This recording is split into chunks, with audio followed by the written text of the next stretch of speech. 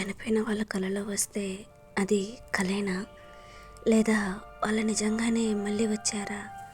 కొన్ని కళలు నిద్రలోనే మొదలవుతాయి, కానీ భయం మేల్కొన్న తర్వాత కూడా మనల్ని వెంటాడుతుంది.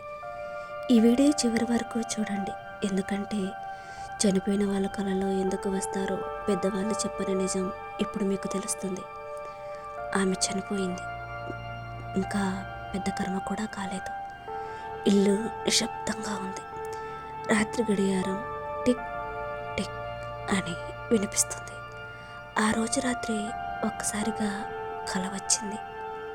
ఇవాళ తను బ్రతికి వచ్చింది.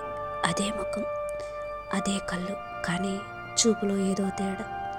తను ఏమీ మాట్లాడట్లేదు, నవ్వట్లేదు. నడుచుకుంటూ దగ్గరికి వచ్చింది. ఒక్కసారిగా నన్ను గట్టిగా హాక్ చేసుకుంది. మీద పడి ఊపిరి ఆగిపోయినట్టుగా అనిపించింది. కదలలేకపోయాను, కేక కూడా వేయలేకపోయాను. ఆ క్షణంలో ఇది కళ లేదా నిజమా అనే సందేహం మొదలైంది. ఆమె శరీరం చల్లగా ఉంది, హగ్ ఇంకా బలంగా మారింది. కానీ ఆశ్చర్యం ఏమిటంటే నాకు భయం అనిపించలేదు, బాధ కూడా వేయలేదు. కేవలం ఒక విచిత్రమైన నిశ్శబ్దం. అదే సమయంలో నిద్ర నుంచి అకస్మాత్తుగా లేచాను. గుండె వేగంగా కొట్టుకుంటుంది, చెమటలు పడుతున్నాయి. ఇది కలే అని తెలుసు, కానీ ఆ స్పర్శ ఇంకా అలాగానే ఉంది. పెద్దవాళ్ళు మనతో చెప్తూ ఉంటారు కదా, పెద్ద కర్మకు ముందు చనిపోయిన వాళ్ళ కలలో రావడం ఆత్మ వచ్చిందని కాదు, మనసు ఇంకా వాళ్ళ మరణాన్ని పూర్తిగా అంగీకరించలేకపోతుందన్నమాట.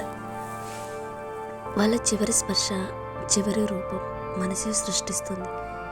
ఇలాంటి కళలను క్లోజర్ డ్రీమ్స్ అంటారు. అవి భవిష్యత్తు చెప్పు, కేవలం మన మనసు స్థితిని మాత్రమే చూపిస్తాయి. కానీ గుర్తుంచుకోండి, వాళ్ళు పిలిస్తే, మిమ్మల్ని వాళ్ళతో పాటు రమ్మంటే, లేదా భయం కలిగిస్తే అప్పుడు దాన్ని నిర్లక్ష్యం చేయకండి. అలాంటి కళలు లోపలి ఒత్తిడి లేదా మానసిక భయానికి సంకేతం కావచ్చు. ప్రతి కళ భయం కాదు, ప్రతి కళ నిజం కాదు.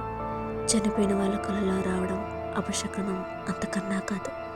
అది మనసు వేసే ఒక చివరి ప్రశ్న.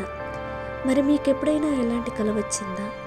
భయపెట్టిందా, లేక నిశ్శబ్దంగా మీకు గుర్తుండిపోయిందా? కామెంట్లో తెలపండి. ఈ వీడియో మీకు నచ్చితే లైక్ చేయండి. ఇలాంటి నిజమైన కథల కోసం మన ఛానల్ని సబ్స్క్రైబ్ చేసుకోవటం మాత్రం మర్చిపోవద్దు. ఇలాంటి కథల కోసం మన ఛానల్ని వీక్షిస్తూనే ఉండండి. Until then, bye.